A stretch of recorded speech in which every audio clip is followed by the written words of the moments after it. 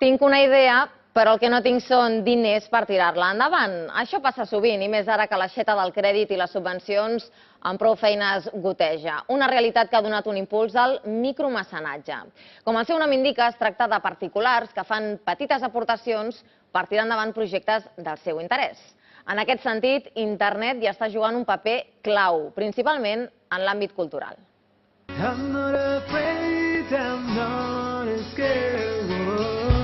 Jo crec que gràcies al micromecenatge estan tirant endavant moltes propostes que d'una altra manera amb el finançament tradicional més institucional no podrien veure la llum. El teu públic vol i necessita formar part del teu projecte i del teu procés creatiu. En lloc d'una persona, el que vull és molta gent interessada en aquest projecte que posin quantitats molt més petites, no?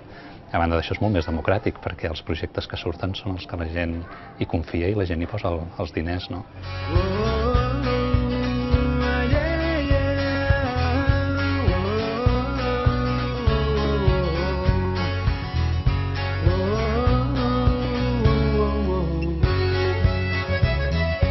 Són els The Alan i aquest és el seu segon àlbum que ha vist la llum amb les donacions d'una 60ena de mecenes.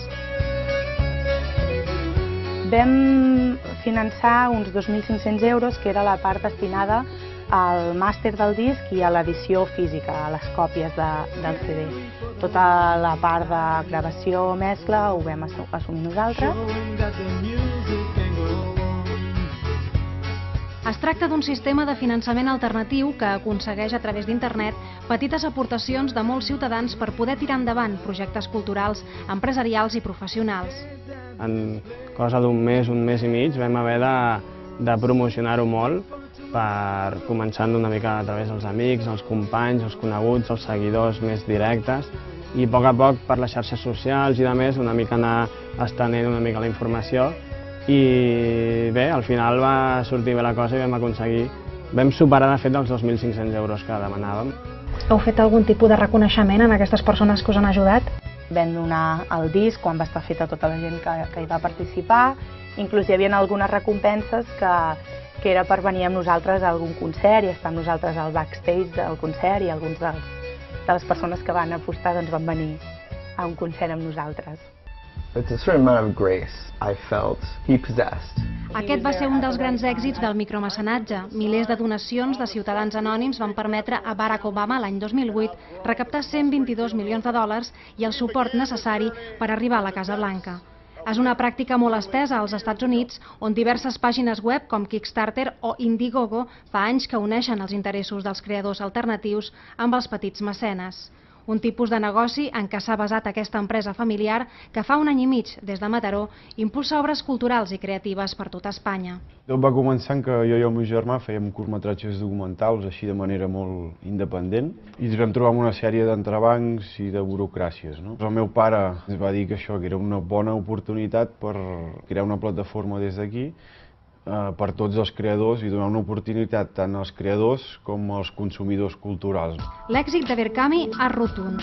En poc temps han fet realitat més de 270 iniciatives. El funcionament és el següent. Els creadors tenen 40 dies per aconseguir el finançament. Per això han de ser molt actius donant a conèixer la seva obra a través de les xarxes socials o els correus electrònics. En cas de no aconseguir els diners suficients, es cancel·la el projecte i es retornen els diners. Si triomfen, en canvi, Verkami es queda al 5% del finançament total aconseguit. Quin tant per cent de projectes arriben a tenir èxit? Ara actualment ens trobem que 2 de cada 3, que és quasi un 70%, una mica més del 70%, acaben amb èxit. És un percentatge molt alt, comparat amb altres plataformes europees, per la feina molt intensa que fan tots els creadors que han passat per aquí. Tots no han parat de lluitar durant els 40 dies, d'anar a buscar contactes, de moure's pel seu públic. Feu molt tipus de projectes, però potser algun que sigui especial per alguna raó? Quin seria? Ha sigut aquest el cas de Retweet 15M. És un llibre, és un recull cronològic del moviment 15M, des que va començar a Madrid fins que els primers gent de Barcelona.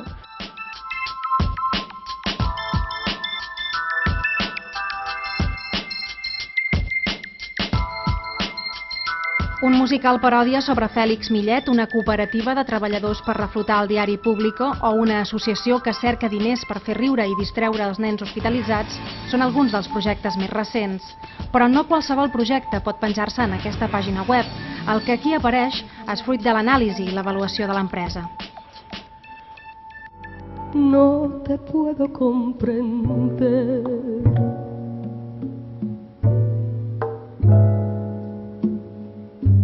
Corazón loco, no te puedo comprender. Però el micromecenatge no és només cosa de novells, sinó també per a músics consagrats. És el cas de la cantant Maite Martín, que busca productors per al seu nou disc a través de la seva pàgina web. Estoy un poco harta de manipulación. Yo creo que hoy en día el mercado de la música es un insulto a la inteligencia del público. Se crean productos que se sabe que van a vender porque están hechos para eso, de una determinada manera, y se respeta poco la esencia del artista. Corazón loco, una es el amor sagrado, compañera de mi vida. Si lo que maltrata mi ilusión creativa es la industria, pues prescindo de ella, intento prescindir de ella. Y fue cuando realmente tuve la idea de hacer una cosa que fuese directa de mí al público. Un públic que podrà assistir en directe a l'enregistrament de l'àlbum el proper mes de maig. Maite Martín busca 26.500 euros per a la fase de postproducció i promoció del disc. Como contrapartida, pues el nombre de las personas que colaboren financiando el disco, su nombre estará en el libreto del disco como mecenas. Sobre todo lo que no he querido es establecer una diferencia entre la gente que puede poner 10 euros y la gente que puede poner 1.000.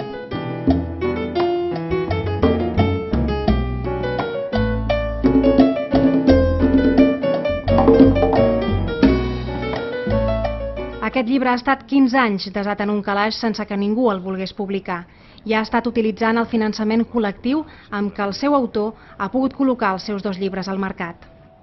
Amb cara i ulls, diccionari de dites i refranys sobre l'ull. Aquest és el llibre, el primer, primer. Que vas iniciar L'any passat. amb el micromecenatge, no? Amb el micromecenatge, sí. De fet, era una aventura, perquè era a partir d'això, d'uns materials que jo tenia recollits de feia més de 12 anys. Aquí no hi ha cap editorial al darrere, no hi ha